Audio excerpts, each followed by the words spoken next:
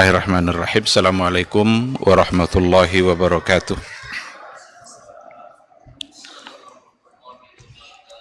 Innal hamdalillah nahmaduhu wa nasta'inuhu wa nastaghfiruh wa na'udzu billahi min syururi anfusina wa min sayyiati a'malina.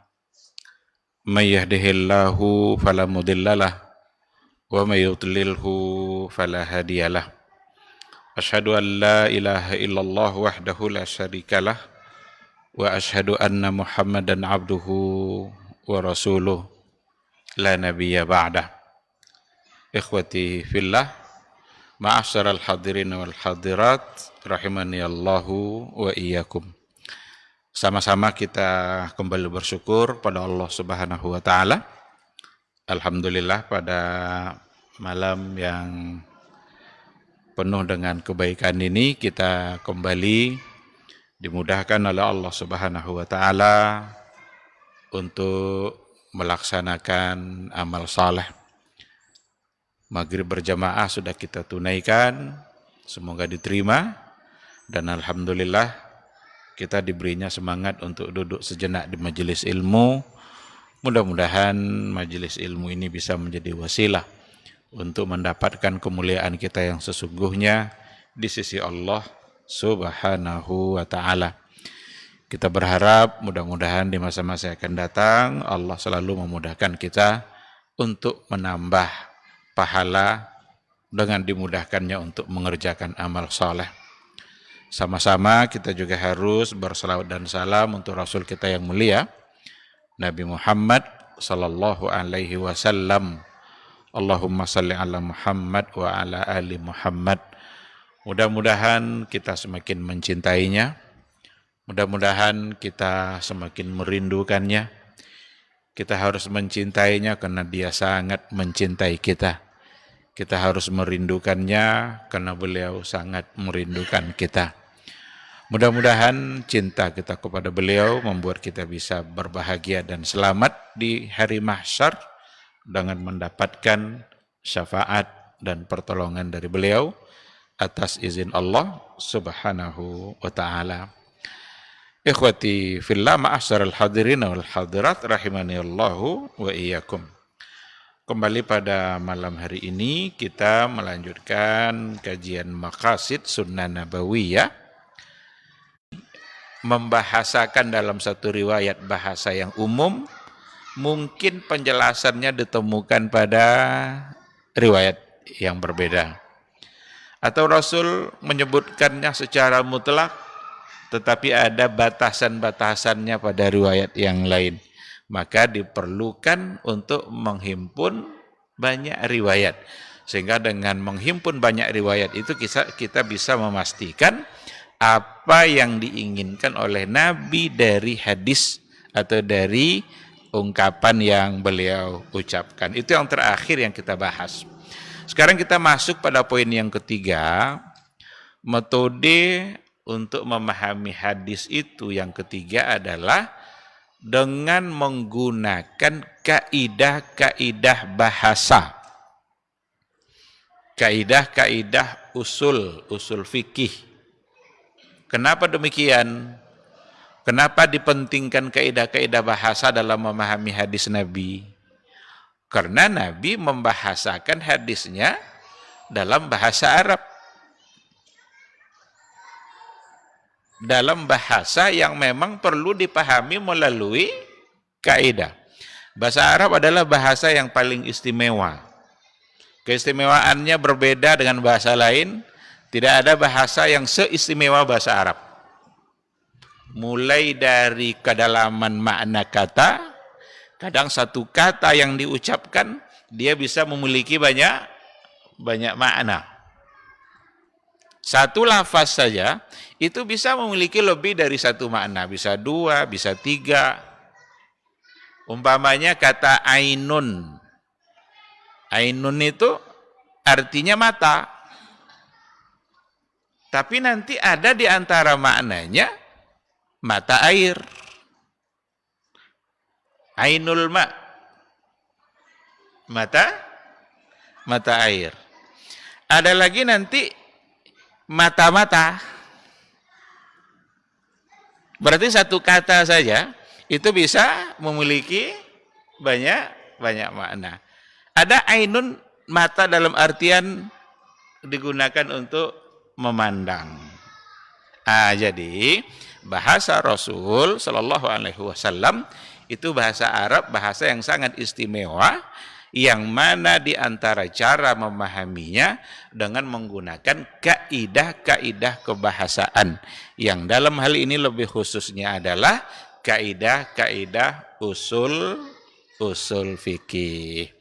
Kan lafaz Arab itu ada yang sifatnya ada yang dalam bentuk am, ada yang dalam bentuk khas. Am itu artinya umum, khas itu artinya khusus. Ada yang mutlak, ada yang muqayyad. Ada yang hakiki, ada yang majazi. Ada dalam bentuk perintah, ada dalam bentuk larangan. Itu semua memerlukan kaidah. Nah, ini yang kita coba tengok insya Allah pada poin yang ketiga ini. Saya tidak yakin juga akan menyampaikan semua hal yang terkait dengan poin yang ketiga, tapi setidaknya tergambar nanti oleh kita pentingnya menggunakan kaidah-kaidah usul, kaidah-kaidah kebahasaan di dalam memahami hadis Rasulullah Shallallahu Alaihi Wasallam. Dan ini berlaku juga untuk Al-Quranul Karim, karena Al-Quranul Karim dengan bahasa bilisanin Arabiyyin mubin, dengan bahasa Arab yang terang, bahasa Arab yang jelas dan menjelaskan, bilisanin Arabiyyin mubin. Berarti pada poin yang ketiga ini berlaku untuk hadis Nabi dan juga berlaku untuk Al-Quran Al-Karim. Maka para ulama Islam mereka punya jasa yang sangat besar di dalam merumuskan kaidah-kaidah usul, khususnya kaidah usul yang sifatnya kaidah lughawiyah, kaidah-kaidah kebahasaan, yang mana dengan kaidah itu membuat umat Islam bisa mengerti dan memiliki metode di dalam memahami hadis Nabi. Coba kita lihat, umpamanya al-haqiqah wal majaz. Al-haqiqah wal majaz itu salah satu dari tabiat lafaz. Ada lafaz itu lafaz hakiki, ada lafaz itu lafaz majazi. Hakiki itu adalah lafaz yang makna yang sebenarnya. Mengucapkan satu lafaz yang dimaksud memang adalah makna yang sebenarnya. Tapi kalau majazi mengucapkan satu lafaz, tapi dia sebagai lafaz makna kiasannya yang diinginkan dari ungkapan itu, bukan makna yang sebenarnya. Artinya nanti sama, cuma makna yang diinginkan tidak itu. Kalau seandainya seseorang mengucapkan satu kata yang diinginkannya adalah makna yang sebenarnya, berarti lafaz itu namanya lafaz hakiki. Tapi kalau seandainya ia mengucapkan satu kata yang diinginkan adalah kiasannya, bukan makna yang sebenarnya, maka berarti itu adalah lafaznya disebut dengan lafaz majazi. Contoh, kalau seandainya ada orang mengatakan begini, ra'aitu asadan fil hadiqah. Saya melihat singa di kebun binatang. Itu hakiki. Kata singa yang ada dalam ucapan tadi, itu makna yang sebenarnya. Karena memang singa biasanya ada di kebun binatang. Atau saya melihat singa di hutan umpamanya. Itu makna hakiki. Tapi kalau seandainya ada orang mengucapkan begini, sami'tu asadan yakhtubu 'alal mimbar. Saya mendengar singa berkhutbah di atas mimbar. Ini singa ini apakah makna yang sebenarnya atau makna kiasan? Makna kiasan. Tidak mungkin makna sebenarnya. Karena tidak mungkin singa berkhutbah. Tapi yang dimaksud adalah seseorang atau seorang penceramah sedang berkhutbah, semangatnya sama dengan Sama dengan singa. Ini kiasannya. Jadi lafaz Arab itu ada yang hakiki, ada yang majazi. Disinilah pentingnya nanti untuk memahami kaidah itu. Mana yang hakiki, mana yang majazi. Termasuklah hakiki majazi itu nanti ditemukan pada lafaz, hadis, atau ungkapan yang datang dari Rasulullah Sallallahu Alaihi Wasallam. Kalau tidak pakai kaidah itu, nanti kita akan sulit. Meskipun tidak semua hadis akan menggunakan kaidah itu, tapi ada nanti hadis-hadis di mana mesti dilihat apakah dia hakiki atau majazi. Di hadapan istri-istrinya, Rasulullah Shallallahu Alaihi Wasallam pernah mengatakan, yang paling baik di antara kalian adalah yang paling panjang tangannya. Sibuklah istri Nabi ngukur-ngukur siapa yang paling panjang tangannya. Ternyata di situ bukan lafaz hakiki, bukan secara zahir tangan yang panjang, tapi tangan siapa yang cepat membantu orang lain, tangan siapa yang cepat memberikan pertolongan makanannya kepada orang lain. Kalau dia buat lauk ini tiba-tiba udah sampai saja ke orang lain. Itu ternyata yang dimaksud oleh Nabi, bukan ukuran panjang secara zahir. Kalau kita lihat sebuah hadis, ada hadis bunyinya begini. Ma baina baiti wa mimbari raudatun min riyadil jannah. Antara rumah saya dengan mimbar saya itu ada raudah, ada satu taman dari surga. Jadi ini rumah Nabi, ini mimbarnya. Antara rumah dan mimbar Nabi ini itu ada namanya raudah. Raudah itu artinya adalah taman. Taman dari surga. Sekarang apakah kata raudah di situ, taman surga itu, artiannya secara hakiki dengan arti kata bahwa sepotong tempat itu diturunkan dari surga, ataukah maknanya adalah makna kiasi, makna kiasan, bahwa sesungguhnya taman di situ, tempat di situ, kalau kita beribadah di situ bisa menggiring kita kepada surganya Allah Subhanahu wa taala. Berarti maknanya makna majazi, bukan makna hakiki dalam artian bahwa taman di situ atau tempat itu, raudhah itu diturunkan dari surga. Karena tidak mungkin dimaknai dengan itu. Apa sebabnya? Karena Nabi sendiri dalam hadis yang lain mengatakan bahwa surga itu ma la ainun ra'at wala udhunun sami'at wala khatara ala qalbi basar. Surga itu hakikatnya belum pernah mata memandang. Hakikatnya belum didengar oleh telinga kita. Dan belum juga terlintas di hati kita. Seandainya taman itu adalah turun dari surga, berarti surga sudah nampak. Padahal Nabi bilang belum, mala ainun ra'at, tidak ada mata yang pernah memandangnya. Nah, maka dibawalah dia kepada makna kiasi, makna kiasannya, bukan makna yang sebenarnya. Nah, oleh karena itu, ini satu contoh. Kita ambil contoh pertama dalam persoalan ini.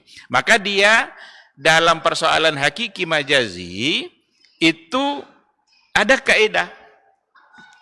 Saya ambil dua kaidah. Dalam ilmu usul fikih ada dua kaidah, dan ada banyak kaidah, kita ambil dua. Tentang hakiki majazi.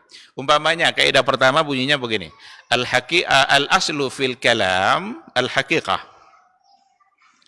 Al-aslu fil kalam, hukum asalnya pada sebuah ucapan, itu maknanya makna hakiki. Berarti setiap kali ada Nabi mengucapkan sebuah hadis, maka makna asalnya, makna hakiki. Bukan makna majazi. Kapan dibawa kepada makna majazi?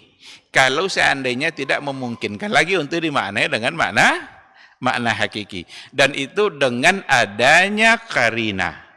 Dengan adanya faktor pendukung, ada dalil, ada indikasi yang membuat dia memang bukan sebagai makna hakiki. Baru dipindahkan kepada makna majazi.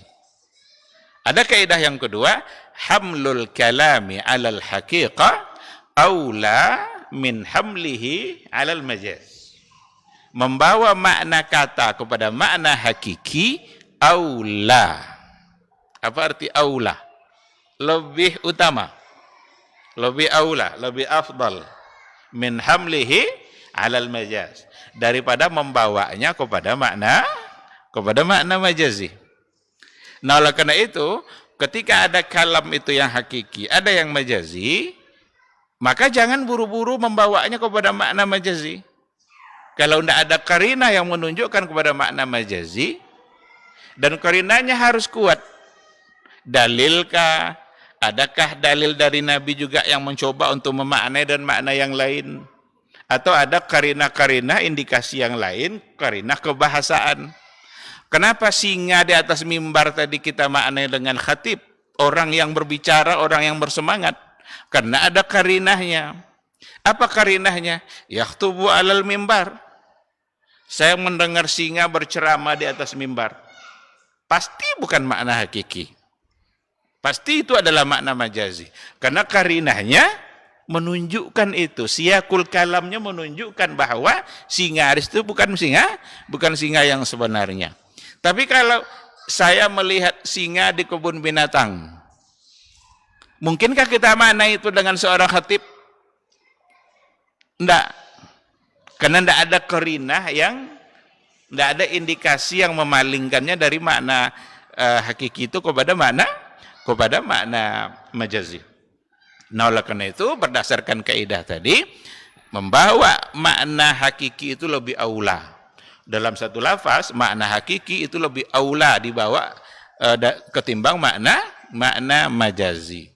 Kenapa perlu kita tegaskan ini?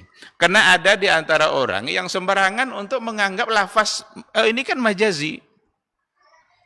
Lafaz majazi. Apa contoh? Itu ketika ada hadis Dajjal. Hadis Dajjal. Dajjal itu datang dari hadis Nabi yang sahih. Bahwa di akhir zaman nanti akan turun atau akan datang Dajjal.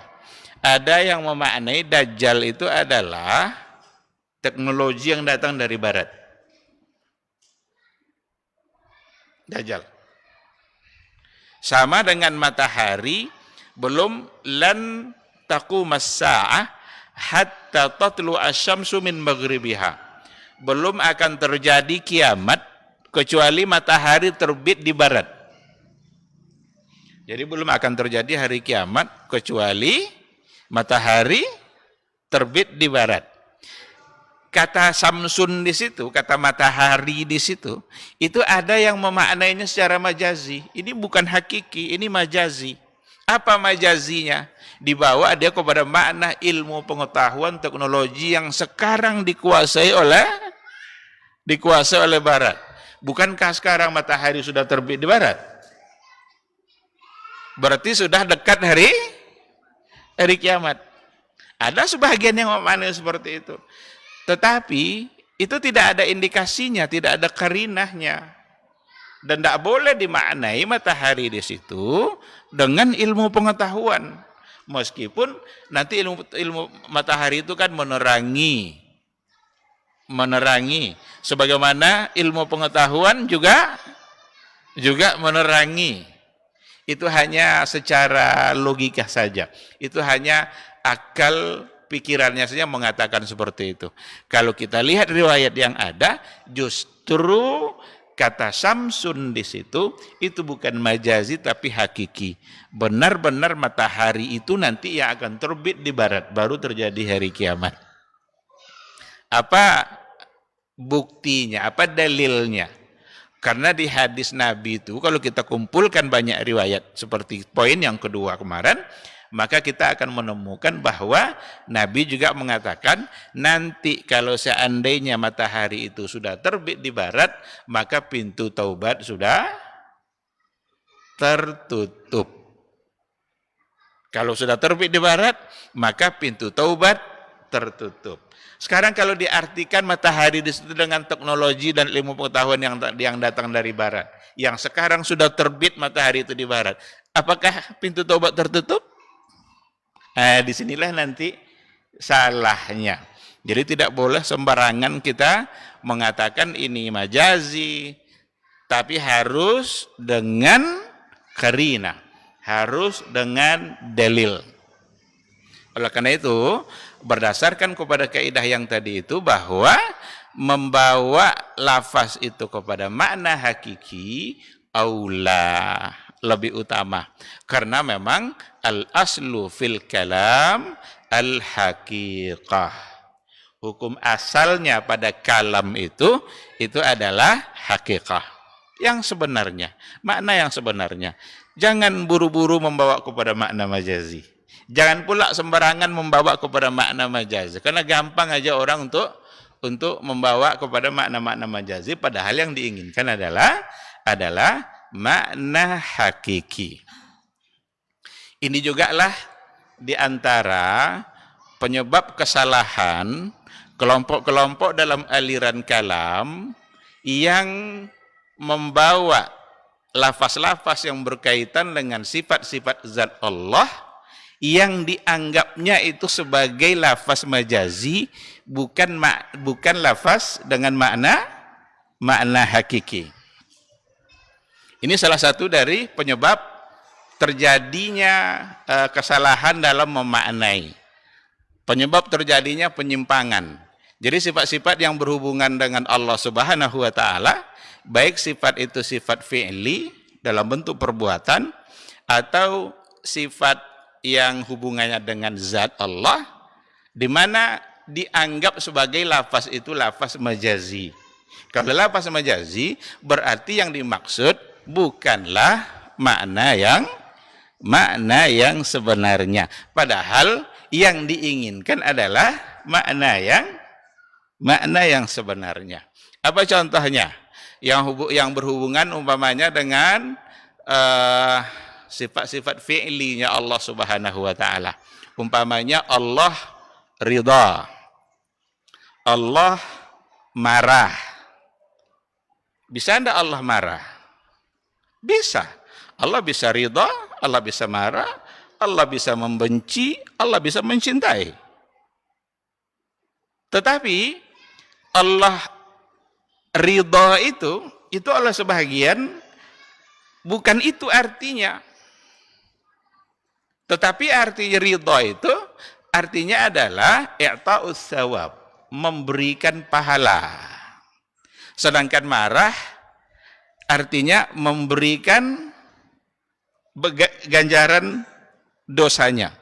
Kalau tadi memberikan pahala, berarti ini memberikan balasan untuk dosa yang dia lakukan. Karena dianggapnya ridha itu sebagai lafaz majazi. Karena kalau diartikan dengan ridha dalam artian fi'li ridha, berarti sama dengan makhluk. Maka Abu Hanifah rahimahullah itu menolak itu. Dia menganggap itu adalah keyakinan Jahmiyah, keyakinan Mu'tazilah, wal Jahmiyah, wal Qadariyah. Ada penjelasannya oleh Imam Abu Hanifah. Kalau Allah ridha, ayatnya banyak. Radhiyallahu anhum wa radu anhu. Allah ridha kepada mereka, mereka ridha kepada Allah. Allah murka juga ada ayatnya, faba'u bighadabim minallah. Allah bergembira, itu ada hadis-hadis yang menunjukkan itu. Seperti hadis yang dimana Nabi mengatakan Allah itu fariha bitaubati abdihi, bergembira dengan taubatnya hambanya. Ada pada riwayat, ada pada hadis yang datang dari Nabi. Semua ini adalah sifat fi'li yang datang dalam Al-Quran dan hadis Nabi, yang mesti kita yakini sesuai dengan makna hakikinya, bukan makna majazi. Adapun ridha lalu diberikan pahala, itu bukan merubah maknanya. Jangan dianggap nanti dia tidak punya sifat ridha, yang ada adalah memberikan pahala. Itu salah. Yang ada, yang harus diyakini, kita meyakini bahwa Allah itu punya sifat fi'li dalam bentuk meridai sesuatu, dan lawazimnya nanti dengan memberikan pahala. Itu bisa. Kalau min mustalzamatnya, min lawazim ridha itu memberikan pahala. Itu boleh dimaknai seperti itu. Tapi bukan untuk menolak sifat fi'li ridha pada Allah Subhanahu wa taala. Allah bisa bergembira berdasarkan hadis. Innallaha fariha bi taubati abdi. Sesungguhnya Allah bergembira dengan taubat hambanya. Bahkan asyaddu farahan, lebih bergembira lagi daripada seorang hamba yang kehilangan ontanya di tengah-tengah padang pasir. Onta itu menghilang membawa makanan dan minumannya, tiba-tiba onta itu datang kembali. Kan gembira dia tuh. Allah lebih bergembira lagi daripada itu ketika ada hambanya yang bertaubat. Nah, kesalahannya dari mana? Karena ada yang menganggap bahwa ini adalah lafaznya dianggap sebagai lafaz majazi, bukan lafaz hakiki. Padahal tidak ada karina. Ini juga kesalahan yang terjadi pada sifat-sifat Allah yang berhubungan dengan zat yang ada dalam Al-Quran atau dalam hadis Nabi. Umpamanya ketika Allah mengisbatkan untuk dirinya sifat tangan umpamanya. Ada yang mengatakan ini lafaz majazi, tidak mungkin artinya tangan ini. Maka artinya harus dipindahkan kepada makna yang lain. Padahal tidak ada karinah untuk mengatakan bahwa itu lafaznya adalah majazi. Justru itu adalah hakiki. Umpamanya ketika iblis tidak mau sujud kepada Adam. Ketika Allah selesai menciptakan Adam lalu dimintalah dia untuk sujud. Iblis tidak mau. Apa kata Allah? Ma mana'aka an tasjuda lima khalaqtu biyadayya. Apa yang menghalangi kamu? Apa yang membuat kamu enggan untuk sujud? Lima khalaqtu, kepada sesuatu yang telah aku ciptakan biyadayya, dengan kedua tanganku. Berarti ayat ini Allah melalui ayatnya mengisbatkan untuk dirinya sifat zatnya yang berhubungan dengan zatnya, yaitu dua tangan. Apakah ini hakiki atau majazi? Ambil kaidah tadi. Al-aslu fil kalam al-haqiqah. Hukum asalnya kalam itu semuanya adalah hakiki. Kalau nanti iza ta'azzar, kalau seandainya sudah tidak mungkin dibawa kepada makna haqiqah, barulah yusaru ilal majaz, dia dipindahkan kepada makna majazi. Kalau ada uzur, kalau seandainya tidak memungkinkan lagi untuk dipindahkan kepada makna atau ditetapkan pada makna hakiki, baru pindah kepada makna majazi. Tapi kalau tidak, maka kalam itu al-aslu fil kalam haqiqah, hakiki. Maka kata, kenapa tidak mau sujud kepada Adam yang telah aku ciptakan dengan kedua tangan saya?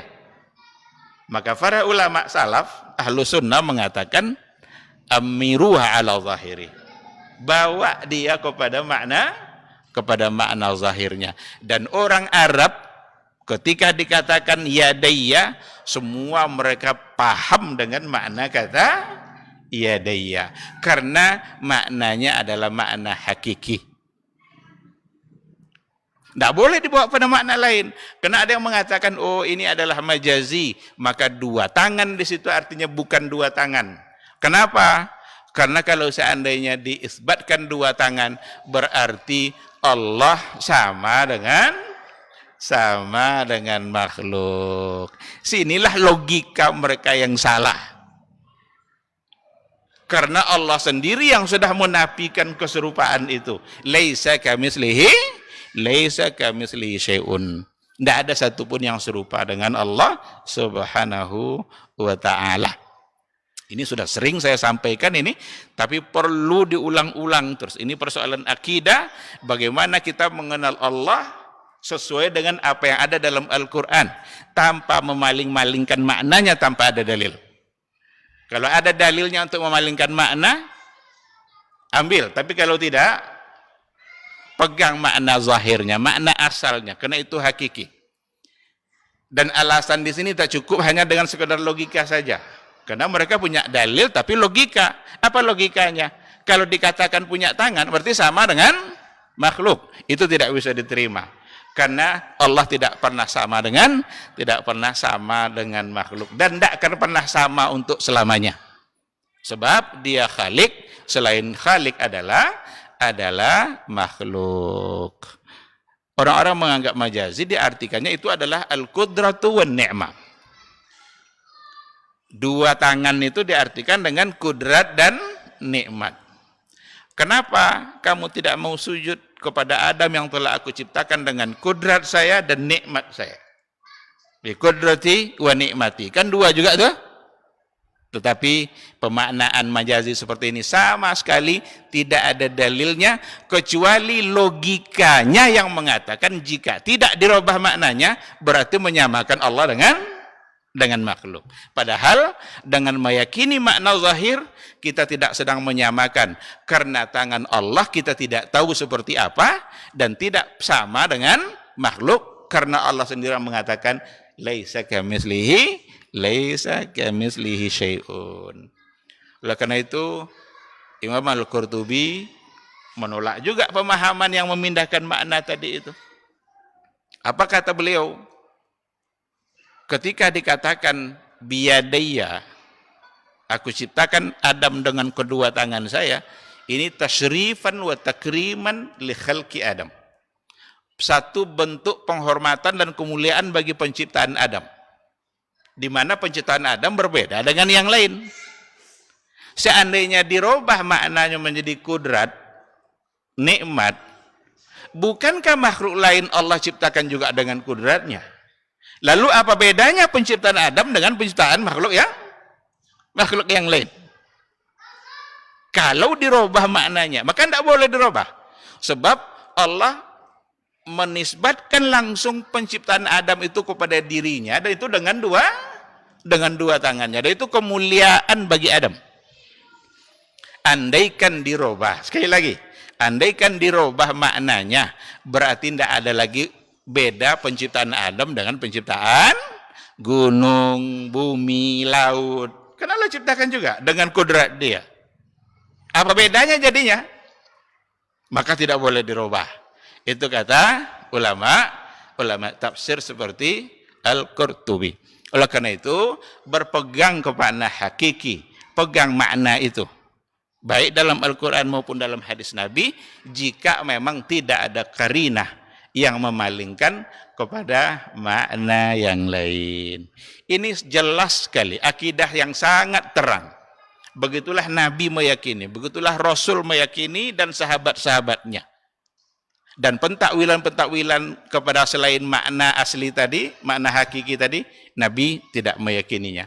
Karena tidak ada dalil yang mengatakan seperti itu. Sama dengan ketika Allah mengisbatkan sifat zatnya wajah. Wajah ada dalam Quran, ada pada hadis Nabi. Ketika ada ayat lillazina amanu al-husna, lillazina ahsanu al-husna wa ziyada. Amanu atau ahsanu. Bagi orang-orang yang beriman itu, yang berbuat ihsan itu, al-husna wa ziyadah. Husna itu dimaknai dengan surga. Lillazina amanu al-husna wa ziyadah. Husna dimaknai dengan surga. Wa ziyadah, Nabi sendiri yang menafsirkan ayat itu.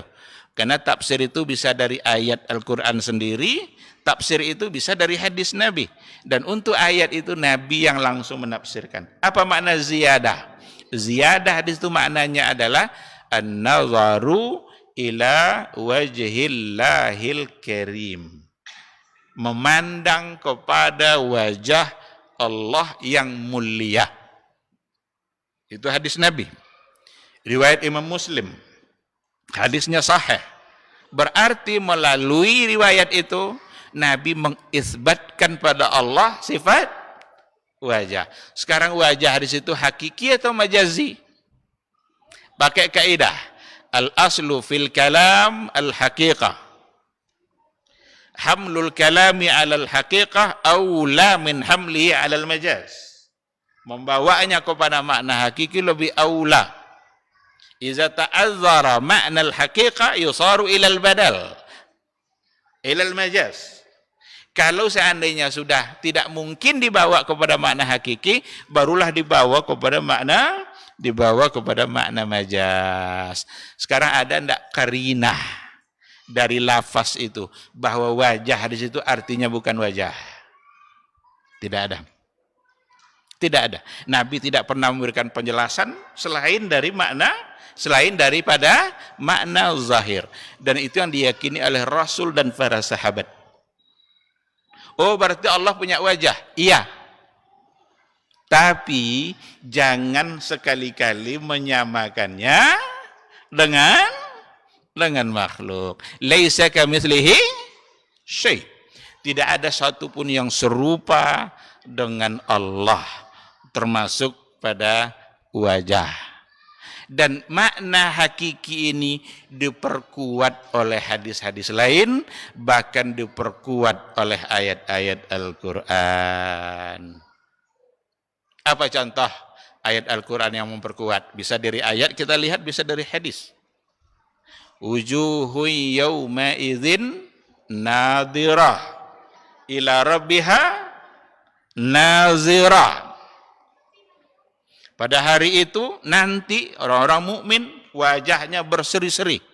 Ila rabbiha nazirah, kepada Rabbnya dia melihat.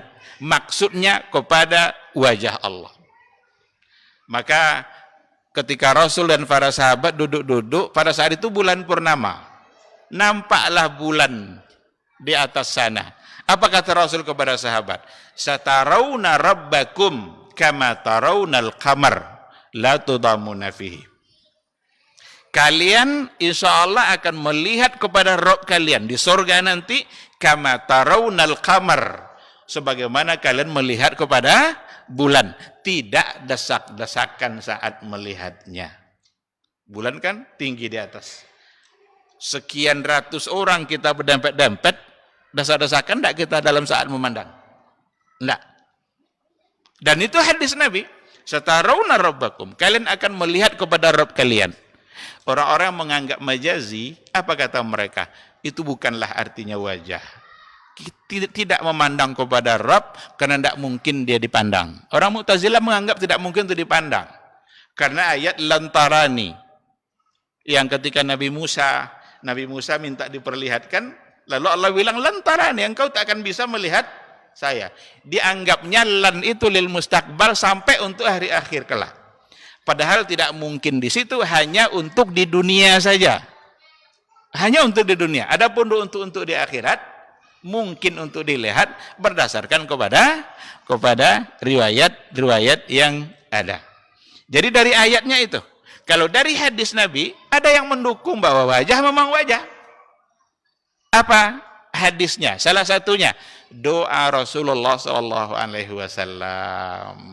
Nabi sering berdoa, Allahumma inni as'aluka lazzatan nazari ila wajhikal karim. Ya Allah, aku memohon kepadamu ya Allah, agar izinkan saya untuk menikmati indahnya memandang kepada wajahmu yang mulia. Itu doa Nabi. Kita boleh berdoa seperti itu karena Nabi kita berdoa. Dan jangan dimaknai wajah dengan selain wajah. Karena orang yang tidak menerima itu, yang dipandang itu katanya nikmat-nikmat yang lain. Kalau diartikan nikmat yang lain, apa bedanya dengan husna? Husna kan artinya sudah surga, sudah nikmat. Dan wajah itu nikmat khusus. Bahkan nikmat memandang kepada wajah Allah mengalahkan nikmat surga itu sendiri. Mengalahkan nikmat surga itu sendiri. Itu berdasarkan kepada penjelasan para ulama. Oleh karena itu, ikhwati fillah, kaidah kita persoalan hakiki memang seperti itu. Adanya dalam ilmu usul fikih bahwa lafaz itu, kalam itu asalnya adalah maknanya makna hakiki. Dan itulah yang lebih aula. Baru boleh bawa kepada makna lain kalau seandainya ada qarinah, ada indikasi. Kalau enggak, dunia. Nabi SAW katakan, la tahkiranna 'anil ma'rufi syai'a walau an talqa akhaka biwajhin taliq. Jangan kamu pandang remeh suatu kebaikan walaupun sedikit. Apa sedikitnya? An talqa akhaka biwajhin taliq. Muka senyum kepada saudaramu.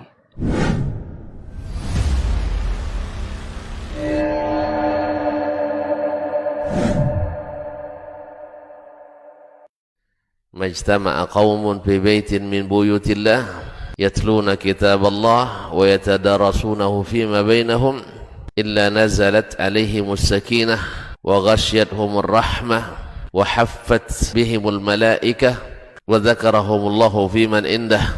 Tidaklah suatu kaum duduk di salah satu rumah Allah membaca ayat-ayat Allah dan sama-sama mempelajarinya, kecuali turun kepada mereka as-sakinah, ketentraman dan kenyamanan. Wa ghasyiyatuhumur rahmah, dan mereka diliputi pula oleh rahmat, kasih sayang dari Allah Subhanahu wa taala. Wa haffat bihimul malaikah, dan mereka pun dikelilingi oleh para malaikat, karena malaikat suka majlis-majlis zikir dan ilmu. Wa dzakarahumullahu fiman indah, dan Allah akan banggakan sebut-sebut mereka di kalangan malaikat-malaikat yang ada di sisinya. Bismillahirrahmanirrahim. Alhamdulillah. Wassalatu wassalamu ala Rasulillah wa ala alihi wa sahbihi wa mawala. Ikhwati fillah, ma'asyiral hadirin wal hadirat rahimani Allahu wa iyyakum. Kita lanjutkan sedikit materi kita sebelum kita bertanya jawab. Kalau seandainya nanti ada pertanyaan, itu contoh yang pertama tentang kaidah al-haqiqah wal majaz. Dan betapa banyak penyimpangan terjadi seandainya kaidah itu tidak diindahkan. Sehingga sembarangan untuk membawa kepada makna majazi tanpa ada penguatnya, tanpa ada qarina, tanpa ada dalil selain daripada dugaan-dugaan seolah-olah menyamakan Allah dengan makhluk. Padahal kekhawatiran kesamaan itu tidak boleh ada, karena memang Allah sendiri sudah menafikan kesamaan itu secara mutlak. Tidak mungkin sama. Apa yang ada pada Allah tidak mungkin sama. Allah mendengar, kita mendengar. Apakah sama? Tak. Allah hidup, kita hidup. Apakah sama? Tidak. Allah dengan segala kesempurnaan dan kemuliaannya. Sementara kita dengan segala kekurangan dan keterbatasan. Maka Allah ridha, ya Allah ridha. Allah bergembira, Allah bergembira. Apa susahnya untuk menerima makna itu? Yang ngomong juga Nabi kita, yang mendengarnya adalah sahabat. Seandainya memang artinya bukan bergembira, sahabat akan nanya, tuh ya Rasulullah, itu bergembira itu seperti apa? Tapi tidak ada satupun yang nanya. Semua mereka hanya menerima dan mengimaninya. Itu pula lah yang harus kita lakukan. Jangan justru, kalau bergembira, terbayang oleh kita tersenyum, raut wajah kita begini. Tidak, itu tidak boleh. Memandang, menganggap seperti itu satu kesalahan.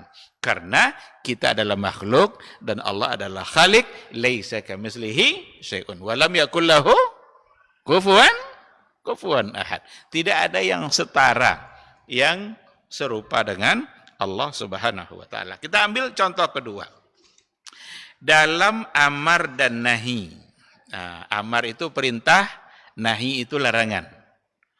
Ayat Quran dan hadis Nabi akan dihiasi oleh dua hal ini. Ada dalam bentuk perintah, dan hukum memang datang dari dua sisi. Hukum dalam syariat Islam itu datang dari dua sisi. Dari sisi perintah untuk dilaksanakan. Dari sisi larangan untuk ditinggalkan. Untuk amar dan nahi ini ada banyak kaidah. Ada kaidah yang berhubungan dengan amar, perintah, kaidah yang berhubungan dengan nahi, larangan. Umpama, al-aslu fil amri lil wujub. Hukum asalnya perintah itu untuk menunjukkan hukum wajib. Kalau datang perintah dari Allah, kamu harus begini, berarti hukum asalnya wajib. Salat umpamanya. Aqimus shalah, kerjakanlah, dirikanlah salat, itu perintah. Berarti hukum asalnya wajib. Maka dari situ dapat hukum bahwa salat hukumnya wajib. Wa atuz zakah, tunaikan, bayarlah zakat. Ini juga dalam bentuk perintah. Dan perintah hukum asalnya adalah wajib. Berarti membayar zakat hukumnya wajib. Cuma pertanyaannya, apakah setiap perintah itu menunjukkan yang wajib? Ataukah ada hukum dia perintah juga tapi tidak wajib? Disinilah kaidah-kaidah itu disusun oleh para ulama.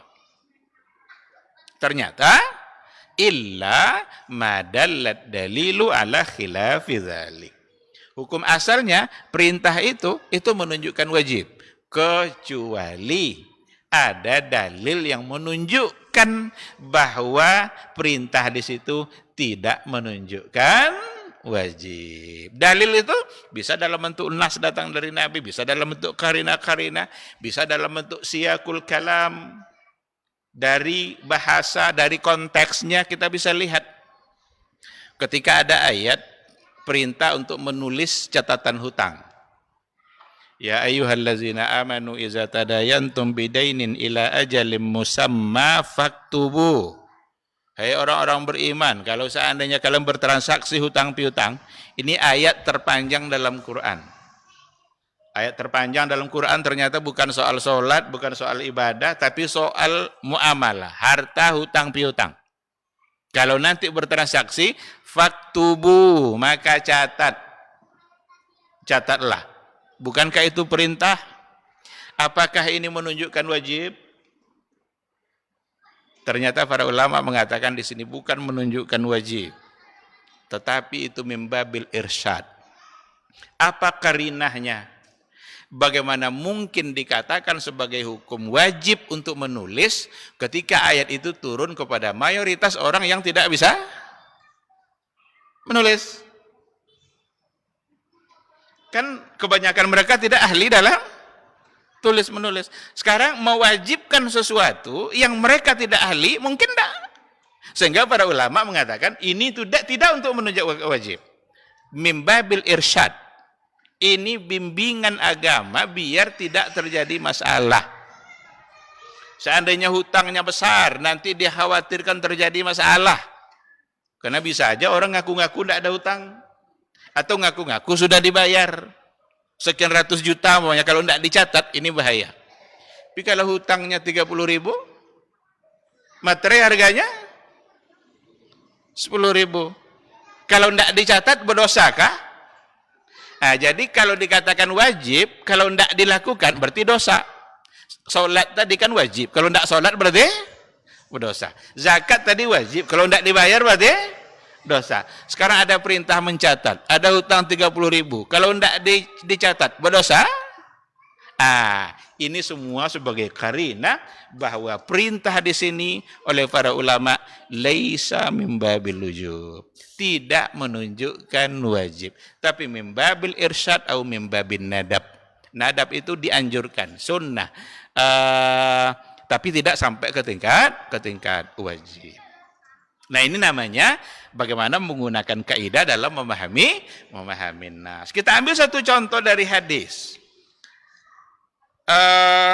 Di dalam buku ada satu contoh hadis dari Abdullah ibnu Amr radhiyallahu anhu qala li Rasulullah sallallahu alaihi wasallam iqra al-Quran fi syahr.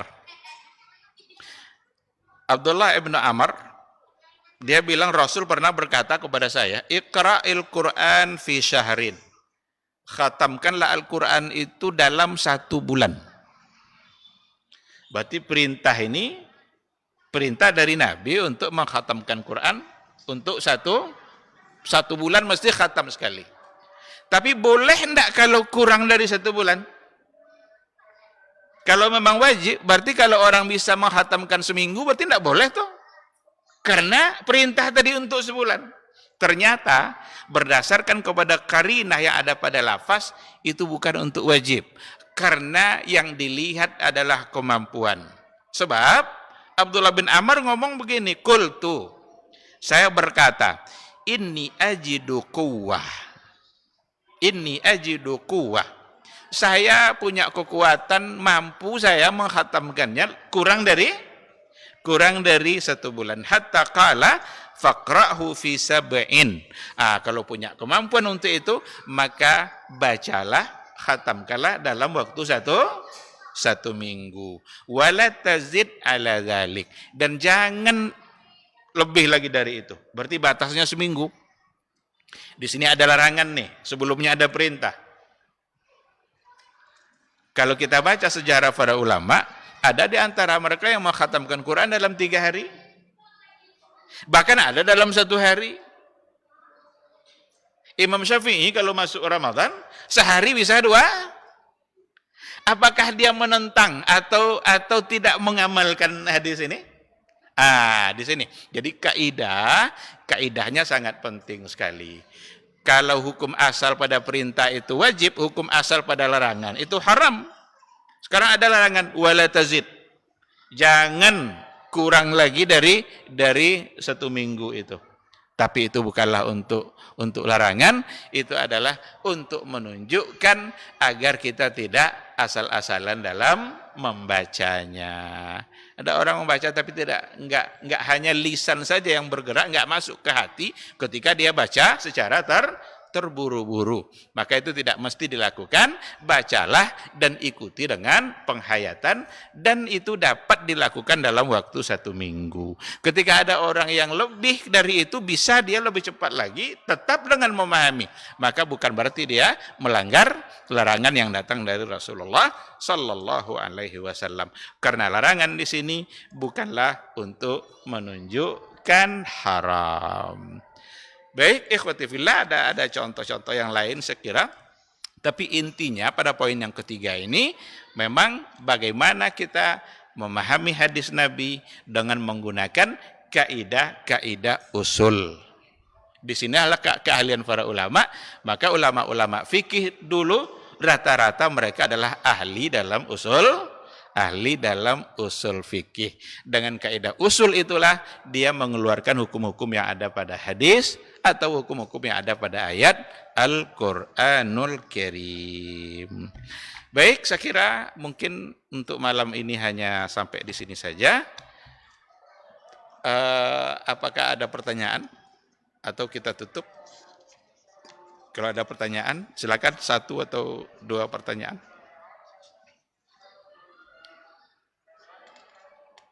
Tidak ada? Mudah-mudahan karena dipahami. Apakah yang kita sampaikan malam ini dapat dipahami? Saya kira sangat mudah untuk dipahami. Nah, intinya apa? Diperlukan kaidah usul di dalam memahami hadis Nabi. Itulah contoh tadi, hakiki majazi. Kalau mengabaikan kaidah, banyak orang yang sembarangan menganggap sesuatu itu majazi, padahal bukan. Dan akibatnya mereka menolak sesuatu yang ditetapkan oleh Allah untuk dirinya hanya karena dianggap itu sebagai sesuatu yang majaz, padahal tidak. Baik, saya kira sampai di sini. Terima kasih. Mudah-mudahan majelis kita diberkahi oleh Allah Subhanahu wa taala dan dicatat sebagai amal soleh yang mudah-mudahan bisa memperberat timbangan kebaikan kita di hari akhir kelak. Dan mudah-mudahan kita mendapatkan catatan kita nanti dengan tangan kanan. Amin, amin ya rabbal alamin. Subhanakallahumma bihamdika asyhadu an la ilaha illa anta astaghfiruka wa atubu ilaik. Wassalamualaikum warahmatullahi wabarakatuh.